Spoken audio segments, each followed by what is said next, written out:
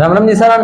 और क्यों, उम्मीद करूं बढ़िया होगा। तो क्या रही कल वाली क्लास, धीरे बोलियो, कुछ फर्क पड़ियो तो बहुत बढ़िया मैटर मिलने लग रहा था ना। और रवि सर की भी क्लास बढ़िया तरीके आने लग रही है। तो आपने चैप्टर चलो कोशिका। तो आज अपन चैप्टर ने आगे शुरू करा, तो बिंग अंदर भी आप थोड़ा सा डिस्कस करना है। तो करा शुरू, चलो ठीक है दोस्तों। माइटोकॉन्ड्रिया अगला कोशिकांग है। माइटोकॉन्ड्रिया इसका अन्य नाम होता है जी सूत्रकणिका। माइटोकॉन्ड्रिया या सूत्रकणिका, क्या नाम है इसका? माइटोकॉन्ड्रिया और सूत्रकणिका इसका नाम है। ठीक है दोस्तों, चलते हैं आगे। अब सारी कहानी बताने से पहले मैं आपको छोटी सी बात बता देता हूं कि इसका काम क्या है। जिस प्रकार हमें आपने भोजन कर लिया, ठीक है, आप सभी ने भोजन कर लिया, लेकिन उस भोजन का होता क्या है सर? वो पच जाता है, बिल्कुल पच जाता है। तो हमारे शरीर में जो भोजन का संचय होता है ना, वो होता है ग्लाइकोजन के रूप में। किसके रूप में होता है जी? ग्लाइकोजन के रूप में। ठीक है सर, यहां तक भी बात क्लियर है। लेकिन कहां ग्लाइकोजन, कहां माइटोकॉन्ड्रिया? चलो ग्लाइकोजन को माइटोकॉन्ड्रिया से जोड़ते हैं। ठीक है, अपने सांस क्यों लेते हैं? तो मर ना जाए इसलिए, है ना? मर ना जाए इसलिए सांस लेना बंद कर दिया तो मर जाएंगे, तो इसलिए सांस लेते हैं? नहीं, इसलिए सांस अपने नहीं लेते। ठीक है, सांस अपने लेते हैं ऑक्सीजन ग्रहण करने के लिए। अपने को ऑक्सीजन की जरूरत होती है। क्या जरूरत है सर ऑक्सीजन की? Good question. तो हमने जो खाना खाया उससे हमें प्राप्त होता है जी ग्लूकोज। क्या प्राप्त होता है? Glucose, C6H12O6। हमारा काम क्या है? खाना खाने से हमें ऊर्जा चाहिए। मुख्य रूप से हमें क्या चाहिए? ऊर्जा चाहिए। क्या चाहिए? एनर्जी, ऊर्जा, ये हमें चाहिए। तो हमें चाहिए ऊर्जा, तो ये ग्लूकोज है ना, ये ऑक्सीजन के साथ अभिक्रिया करता है, यानी कि ऑक्सीजन की उपस्थिति में ये टूटता है और ऊर्जा बनाता है। क्या बनाता है? और ऊर्जा बनाता है। ठीक है, क्या बनाता है? ऊर्जा बनाता है। तो आपको पता है कि भोजन हमारी समस्त कोशिकाओं में ग्लूकोज होते हैं, जहां पे जरूरत होती है कोशिकाओं में भेजा जाता है। तो कोशिका में होता है माइटोकॉन्ड्रिया। क्या होता है हमारी कोशिका में? एक माइटोकॉन्ड्रिया होता है। कुछ इस प्रकार की स्ट्रक्चर होती है, देख लो थोड़ा सा। अगर नहीं दिखाई दे रहा तो मैं इसको थोड़ा सा कर रहा हूं, आप थोड़ा सा देख लो इसको, क्योंकि यहाँ पर थोड़ा सा पॉसिबल नहीं था बनाना, तो मैंने इसको यही पेज पे बना के आपके सामने रख दिया। इस प्रकार से होता है ये माइटोकॉन्ड्रिया, हमारी कोशिका में होता है। ठीक है, तो आत्मिक कोशिका के अंदर ग्लूकोज भी है। सांस के द्वारा हम ऑक्सीजन ग्रहण करते हैं और ऑक्सीजन रक्त में मिलकर हमारे माइटोकॉन्ड्रिया में पहुंच जाती है। दोनों करते हैं आपस में अभिक्रिया और ऊर्जा बना देते हैं। क्या बना देते हैं जी? ऊर्जा बना देते हैं, और हमें ऊर्जा ही चाहिए।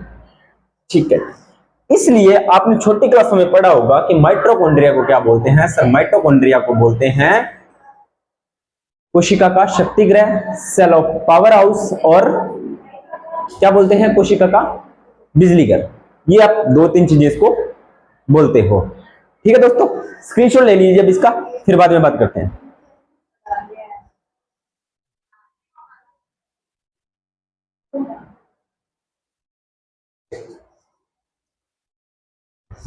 तो ले लिया स्क्रीनशॉट। चलिए अब करते हैं बात आगे जारी।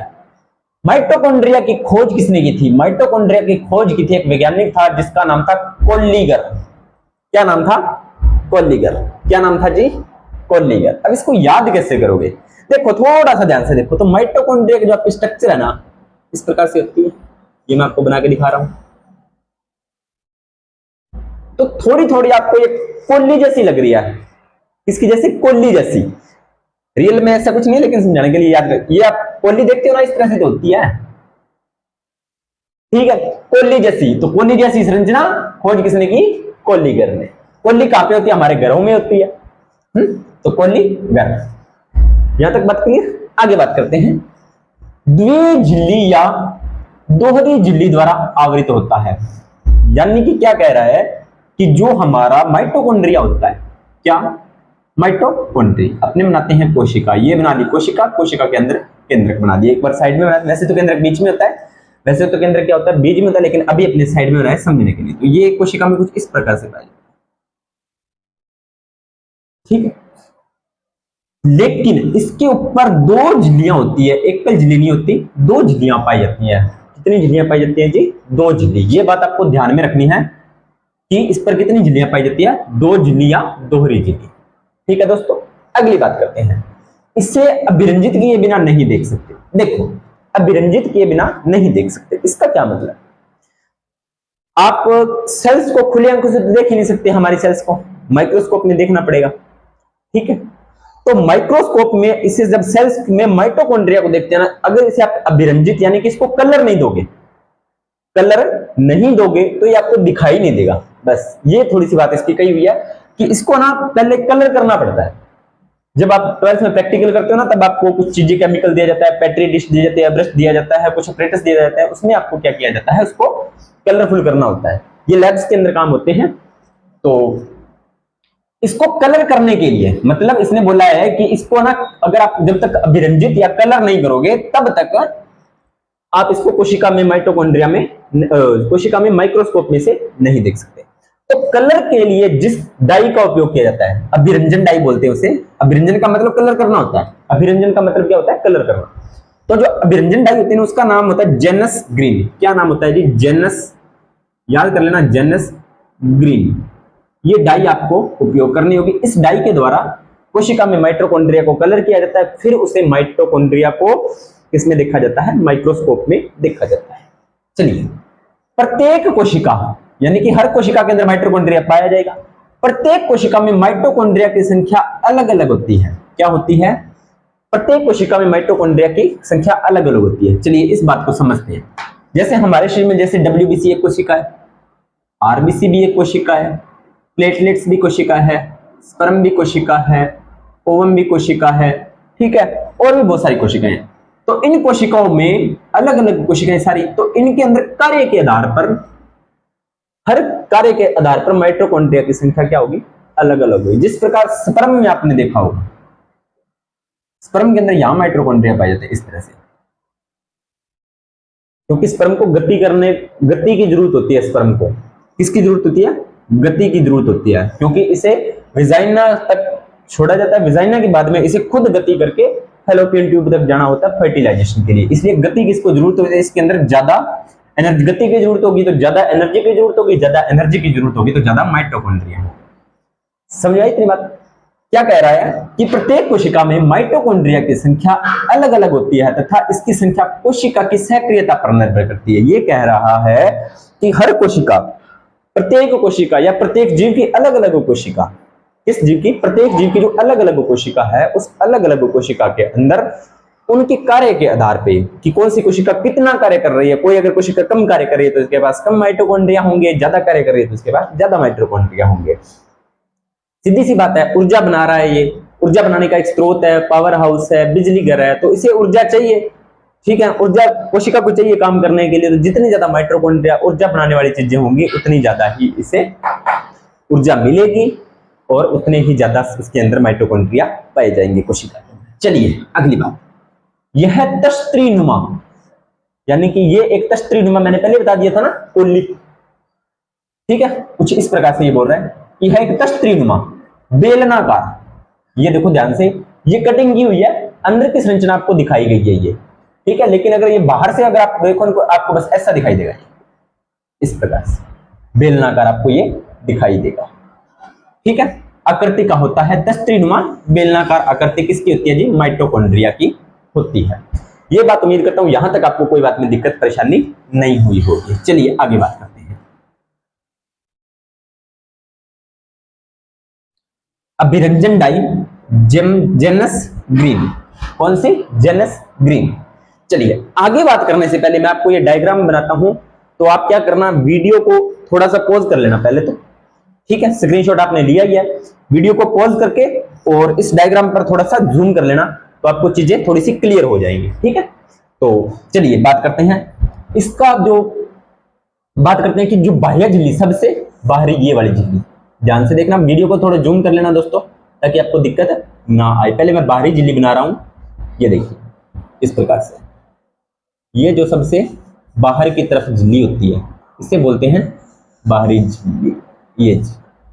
ठीक है, इसके बाद में ये देखिए, इसके अंदर होती है ये जी आंतरिक झिल्ली। कौन सी झिल्ली जी?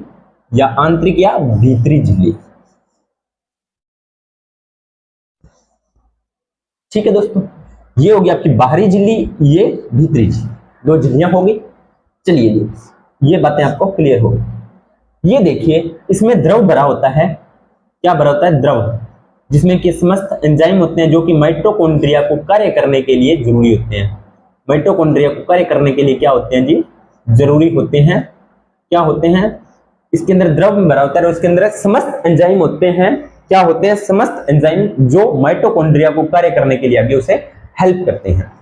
ठीक है, इसे बोलते हैं अधात्री। क्या बोलते हैं इसको? अधात्री बोलते हैं दोस्तों। क्या बोलते हैं जिसको? अधात्री। इस भाग को अधात्री या मैट्रिक्स, अधात्री या मैट्रिक्स। ये जो उदाहरण संरचना मैंने बनाई है इनको बोलते हैं सर क्रिस्टी। क्या बोलते हैं? क्रिस्टी। क्या बोलते हैं? क्रिस्टी। और ये जो अंदर वाली चीजें मैंने बनाई है इसको बोलते हैं अंतर्झिल्ली या अवनलिका। ठीक है, अवकेशिका, सॉरी। यहां तक बात क्लियर हुई? दोबारा बता देता हूं, पहले बाहरी झिल्ली बाहर वाली, आंतरिक झिल्ली या भीतरी झिल्ली अंदर वाली, ये वाला भाग अधात्री और ये वाले भाग होते हैं जो आपके उभारणुमा है, ये आपके क्रिस्टी होते हैं। ठीक है दोस्तों, अभी आपको इतना ही ध्यान रखना है। चलिए आगे बात करते हैं। दोहरी झिल्ली युक्त कोशिकांग बता दिया मैंने। कौन सी झिल्ली युक्त? दोहरी झिल्ली युक्त ये कोशिकांग होता है। कौन सी झिल्ली युक्त? दोहरी झिल्ली। बता दिया, बाहरी झिल्ली और भीतरी झिल्ली दो झिल्लियां होगी। इसके दो भाग बनते हैं, बाह्य झिल्ली और आंतरिक झिल्ली या अंतः झिल्ली। बाह्य झिल्ली में कुछ नहीं होता, अंतः झिल्ली की बात करते हैं। अंतः झिल्ली अधात्री में, यानी कि इस वाले भाग में अधात्री की बात कर रहा है। डीएनए व राइबोसोम।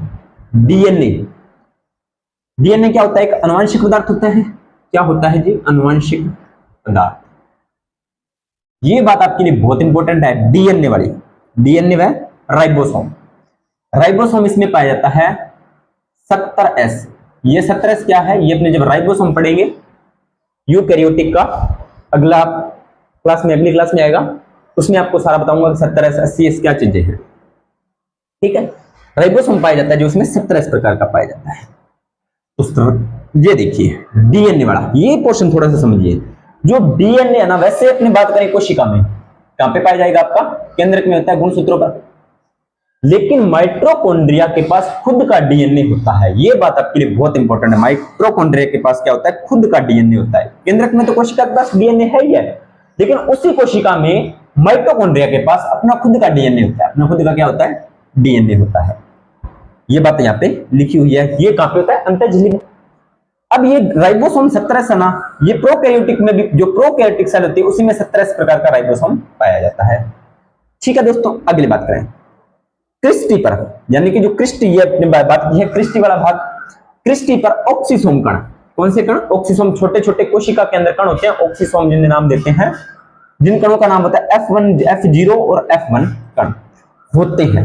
क्रिस्टी पर छोटे छोटे कण होते हैं, ऑक्सीसोम के कण आपको याद रखना है, जो क्या करते हैं? जो करते हैं एटीपी का निर्माण। बताया था कैसे, दोबारा फिर बताते हैं। ऑक्सीसोम कण क्या करते हैं? एटीपी का निर्माण। C6H12O6 प्लस O2, ये सारी अभिक्रिया आपकी होती है सूत्र कणिका या माइटोकॉन्ड्रिया में। तो बनता क्या? CO2 plus H2O plus 36 ATP ऊर्जा। ये आपको 36 ATP याद रखना है, क्योंकि ग्लूकोज का एक अणु है ना, ये देखिए ग्लूकोज का एक अणु टूटकर 36 ATP ऊर्जा बनाता है। किसकी उपस्थिति में? ऑक्सीजन की उपस्थिति में। कहां पर? माइटोकॉन्ड्रिया में। तो जो एटीपी का निर्माण होता है वो कहां पे होता है? वो आपका क्रिस्टी पर होता है। क्रिस्टी पर ऑक्सीसोम कण द्वारा होता है। किसके द्वारा होता है? अब ये निर्माण होता कैसे है? तो वो होता है ETS। पूरा नाम क्या है? इलेक्ट्रॉन परिवहन तंत्र।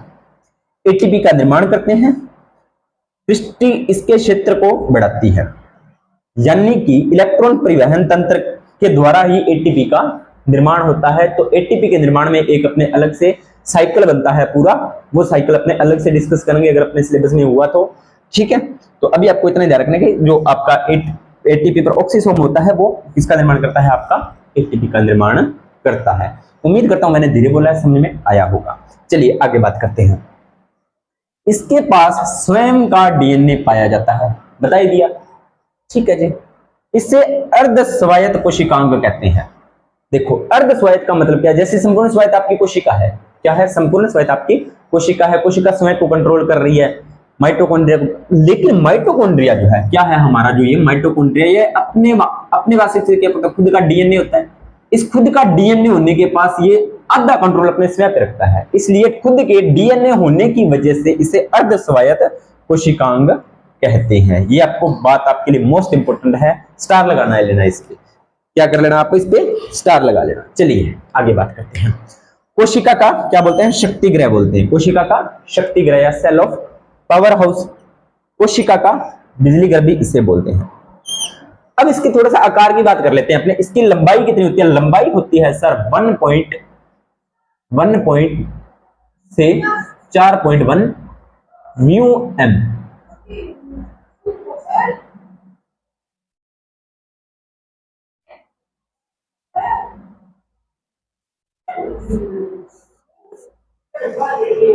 वन म्यू एम से 4.1 म्यू एम। म्यू एम का कल मैंने बताया था माइक्रोमीटर होता है, ठीक है दोस्तों।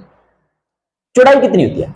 चौड़ाई या व्यास, व्यास भी लिख सकते हो आप, क्या लिख सकते हो? व्यास 0.2 से 1.0 म्यू एम इसका व्यास होता है। क्या होता है जिसका व्यास, यानी कि ये चीज कितनी है? 0.2 से 1.0 और लंबाई कितनी है? 1 से 4.4।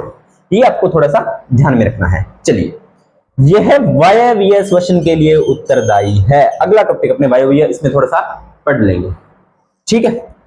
तो इसका स्क्रीनशॉट लीजिए, बात करते हैं इसके बारे में थोड़ा सा आगे, ठीक है। अपने करते हैं आगे बात। अपने बात कर रहे थे इसके व्यास की, किसके व्यास की? इसका व्यास होता है 0.2 से 1.0 म्यू एम। म्यू एम आपका क्या होता है? म्यू होता है कि माइक्रोमीटर, इसका मापने की जो इकाई होती है वो होती है, ठीक है दोस्तों। अब अपनी बात कर रहे थे यह वायवीय श्वसन के लिए उत्तरदायी है।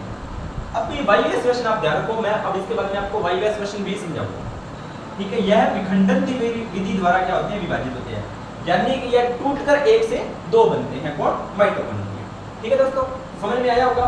अब मैं इसको थोड़ा सा साफ करता हूँ। अपने बात करते हैं इसके बारे में, अपने बात करते हैं श्वसन के बारे में। थोड़ी सी ज्यादा नहीं बात करेंगे, ज्यादा अपने श्वसन वाले चैप्टर में बात करेंगे, और अभी आपको थोड़ी सी बातें हैं वो मैं आपको क्लियर कर देता हूँ। वायवीय श्वसन शब्द आया ना, इसी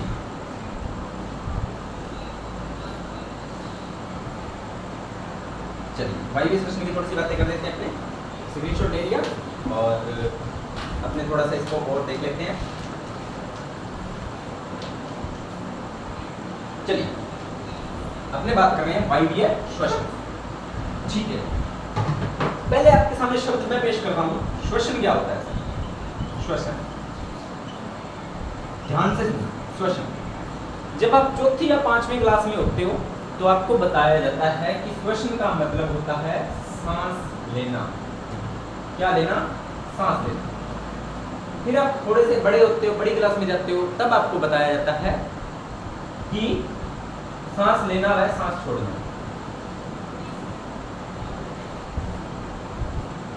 सांस छोड़ना,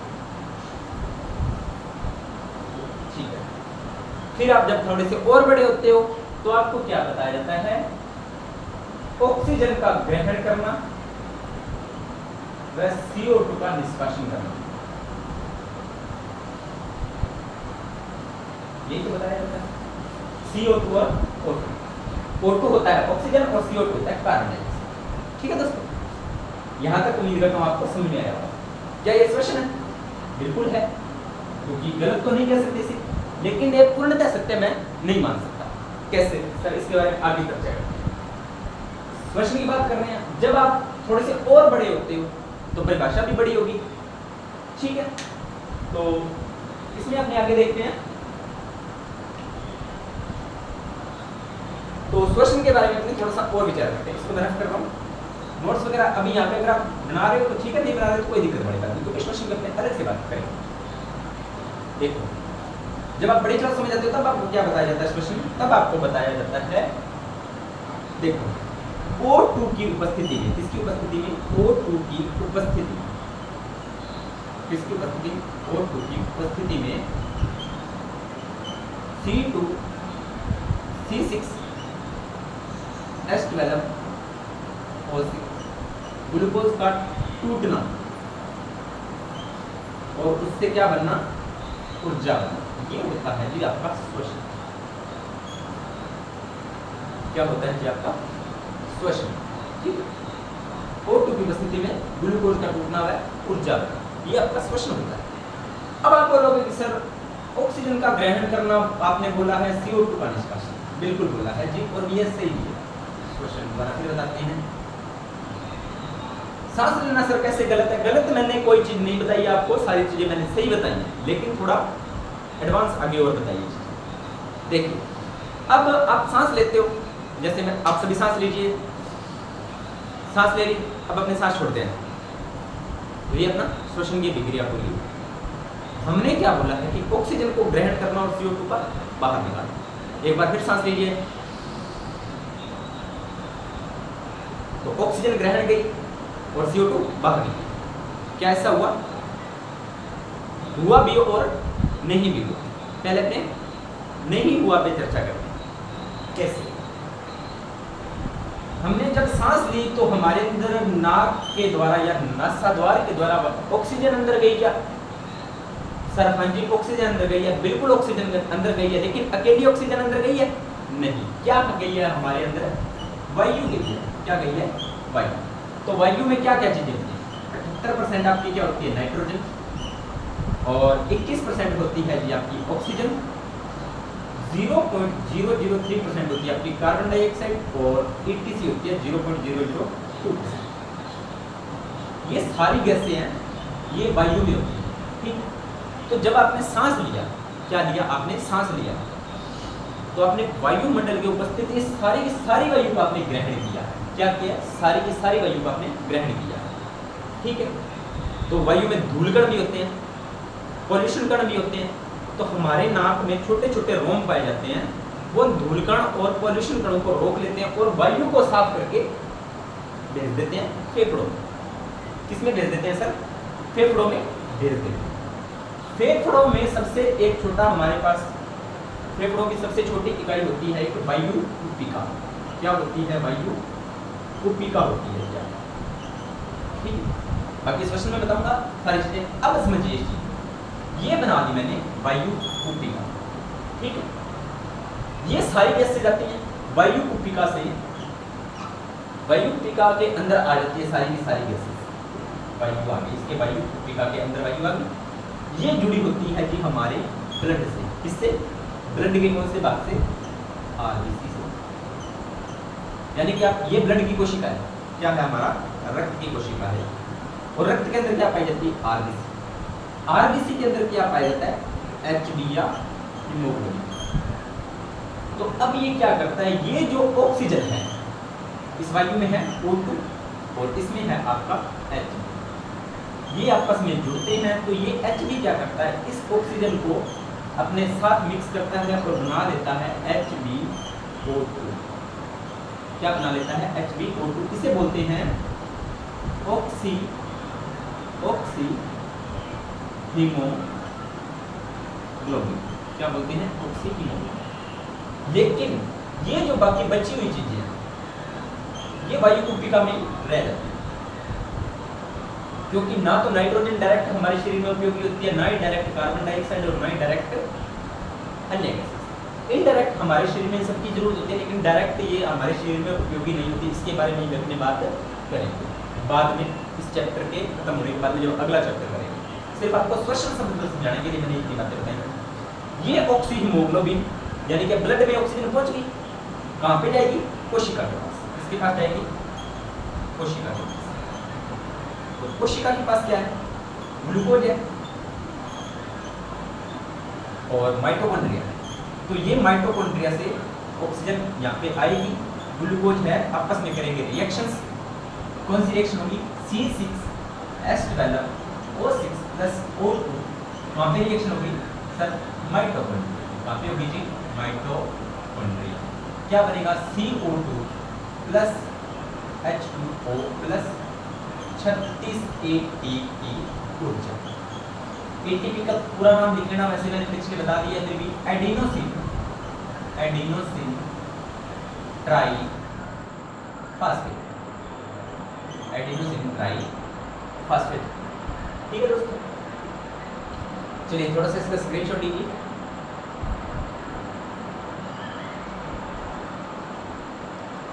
तो एडिनोसिन ट्राइफॉस्फेट, ठीक है, लाइट चली गई है, तब क्लास को कंटिन्यू रखते हैं। एडिनोसिन ट्राइफॉस्फेट ये बन गया, इसका पूरा नाम होता है एटीपी। ठीक है दोस्तों, अब बात करते हैं थोड़ी सी और आगे। तो एनर्जी हमने उपयोग कर ली, जब हमारे शरीर में उपयोग हो जाता है, हमारे पास बची क्या, CO2। ये CO2 ये सर आपने मिटाते हैं,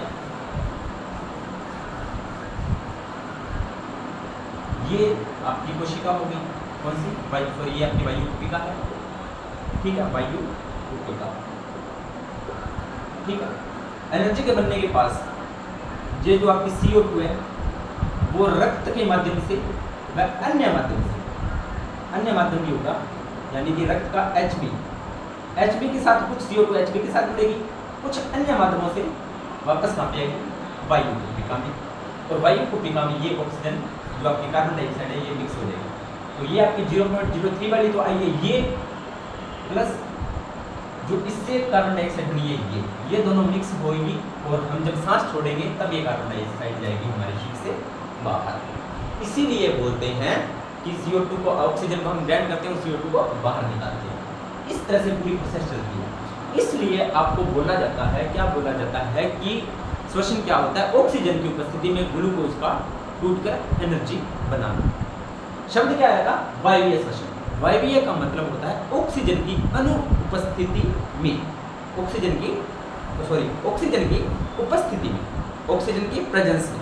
जब हम ऑक्सीजन की प्रेजेंस में ग्लूकोज को तोड़ेंगे तो हमें ऊर्जा कितनी प्राप्त होगी, 36 ATP। यही शब्द एक और आ जाता है, उसके बारे में साथ साथ जिक्र कर ही लेते हैं थोड़ा सा।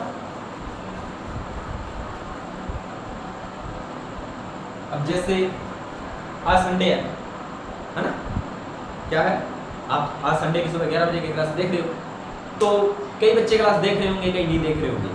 ठीक है, क्योंकि क्लास जो आपकी रिकॉर्ड होती है वो शनिवार को होती है, लेकिन आप संडे को देखोगे तो आपके लिए तो आज ही संडे है।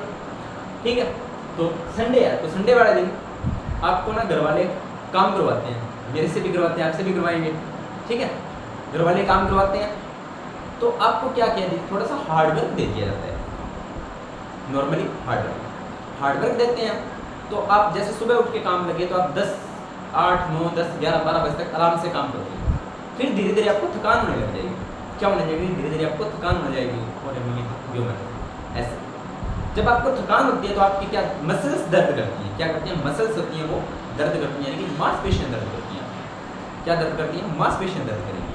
जैसे कि हमारा कमर में दर्द हो सकता है, पैरों में हो सकता है, हाथों में हो सकता है, ये चीज़ें दर्द करेंगी।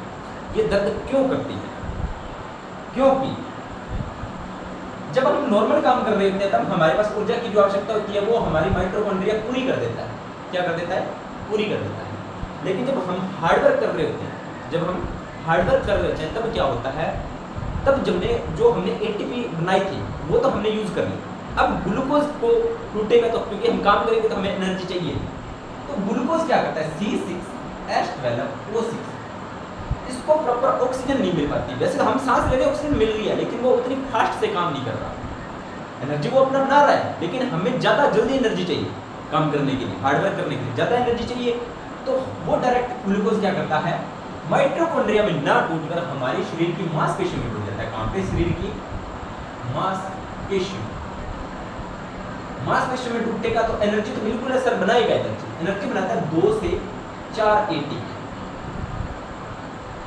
साथ ही साथ एक चीज बना देता है जो हमारे लिए होती है हानिकारक, लैक्टिक अम्ल। क्या बना देता है जी, लैक्टिक अम्ल बना देता है।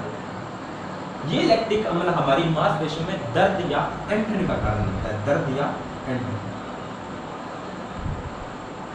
फिर हमें दर्द की अनुभूति, हमें थकान महसूस होती है।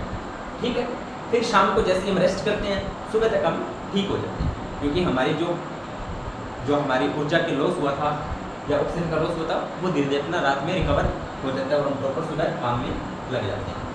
तो अगर इसमें ऑक्सीजन की जरूरत नहीं होती, मतलब इसमें ऑक्सीजन उपयोग नहीं होता, तो इसलिए इस प्रकार के श्वसन को बोला जाता है अवायवीय श्वसन।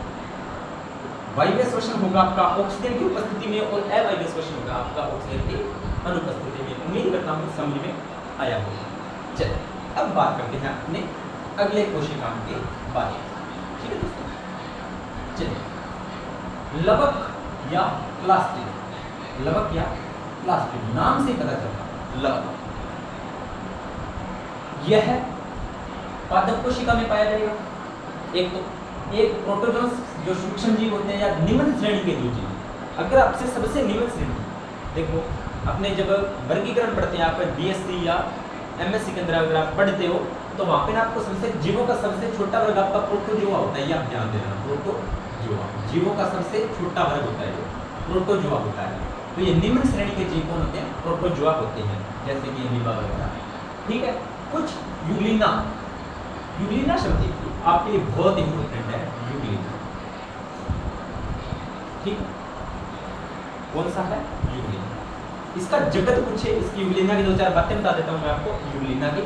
इसका जगत पूछे तो इसका जगत होता है प्रोटिस्टा जगत, प्रोटिस्टा जगत। ठीक है, इसकी खास बात है वो आप याद रख लेना, पादप व जंतु जगत के बीच की योजक कड़ी। देखो, पादप व जंतु जगत के बीच की योजक, ये जंतु क्यों है?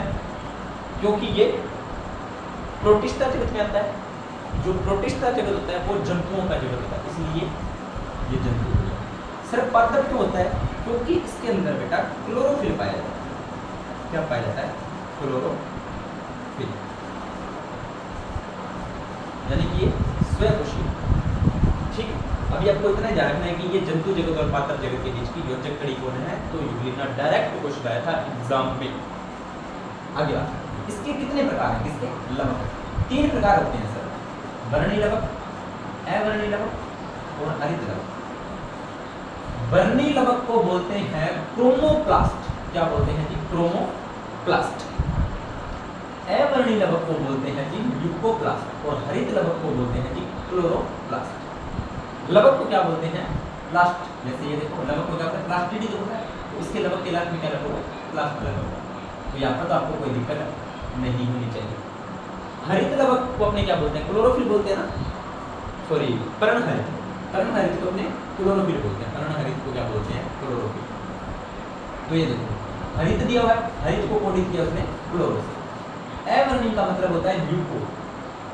अगर आपको थोड़ा सा ध्यान में हो तो मैंने आरबीसी और वाले चैप्टर में आपको डब्ल्यूबीसी का एक अन्य नाम बताया था, ल्यूकोसाइट, यानी कि सफेद रुधिर कणिका, सफेद रंग रुधिर कणिका, तो उसको ल्यूको। तो यानी कि इसमें कोई कलर नहीं होता। अवर्णी का मतलब है इसमें कोई रंग नहीं होता, और वर्णी लवक का मतलब है कि इसमें रंग होता है, यानी कि क्रोमोप्लास्ट। उम्मीद करता हूँ समझ आई। पहले बात कर लेते हैं वर्णी लवक। वर्णी लवक में क्या पाए जाते हैं? कैरोटीनॉइड्स पाए जाते हैं, कैरोटीनॉइड्स। ये कैरोटीनॉइड्स क्या करते हैं? रंग उत्पन्न करते हैं, या पौधे को रंग प्रदान करते हैं। जैसे आपने देखा होगा कि विभिन्न प्रकार के पौधे होते हैं जिनके अलग अलग रंग होते हैं, कि पौधे में किसी के लाल रंग के फूल लगते हैं, किसी के पीले रंग के फूल लगते हैं, किसी के गुलाबी रंग के फूल लगते हैं, है? आपने देखा ही होगा। तो वो रंग आपको वर्णी लवक प्रदान करते हैं। ठीक है दोस्तों, आगे बात करते हैं अवर्णी लवक। यह रंग उत्पन्न नहीं करते, कोई दिक्कत नहीं है सर। क्या ये रंग उत्पन्न करेंगे? बिल्कुल नहीं करेंगे, नहीं कर सकते बेचारे। ठीक है, यह रंग उत्पन्न नहीं करते। ठीक है, चलिए आगे बढ़ते हैं। तो सर ये क्या काम करते हैं? बेटा जी ये काम करते हैं भोजन के संचय के रूप से संबंधित है, यानी कि भोजन की स्टोरेज करने में हेल्प करते हैं। किसकी स्टोरेज में? भोजन की स्टोरेज करने में। Sorry, carbohydrate.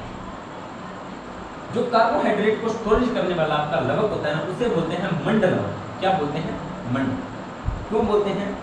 क्योंकि पौधों में, किसमें? क्योंकि पौधों में या पादपों में, ये एक और इंपॉर्टेंट क्वेश्चन बनता है, पादप में भोजन का संचय या कार्बोहाइड्रेट का संचय किस रूप में होता है? कार्बोहाइड्रेट का संचय या स्टोरेज या भंडारण। तो ये आपको बताना है कि सर स्टार्च या मंड के, तो कार्बोहाइड्रेट की स्टोरेज कर रहा है तो मंड लवक। जो प्रोटीन को स्टोरेज कर रहा है उसे बोलते हैं एल्यूरोप्लास्ट। क्या बोलते हैं? एल्यूरोप्लास्ट यानी कि प्रोटीन लवक। और जो लिपिड को करते हैं उसे इलियो तेलीय लवक। इलियोप्लास्ट या तेलीय लवक, क्योंकि जो आपके लिपिड होते हैं वो तेलीय ही होते हैं, प्रकार की वसा को लिपिड बोला जाता है, और जो आपके तेल होते हैं वो सारी की सारी वसाएं होती हैं। ठीक है दोस्तों, चलिए आगे बात करते हैं। चलिए अब देखिए हरित लवक की थोड़ी सी बात कर लेते हैं, यानी कि क्लोरोफिल। ये दो प्रकार के होते हैं, एक तो टाइप का जो आपका क्लोरोप्लास्ट है, हरित लवक यानी कि क्लोरोप्लास्ट, हरित लवक यानी कि क्लोरोप्लास्ट। ये कितने प्रकार का होता है? ये सब दो प्रकार का होता है। क्लोरोफिल, कौन सा फिल? क्लोरोफिल, यानी कि इसमें ये किसकी बात कर रहा है? पर्णहरित की बात कर रहा है। किसकी बात कर रहा है? पर्णहरित। आगे काम भी दिया हुआ है प्रकाश संश्लेषण। कौन सा संश्लेषण? प्रकाश संश्लेषण। प्रकाश संश्लेषण, मेरी हिंदी हो सकता है थोड़ी सी गलत हो, ठीक है, प्रकाश संश्लेषण।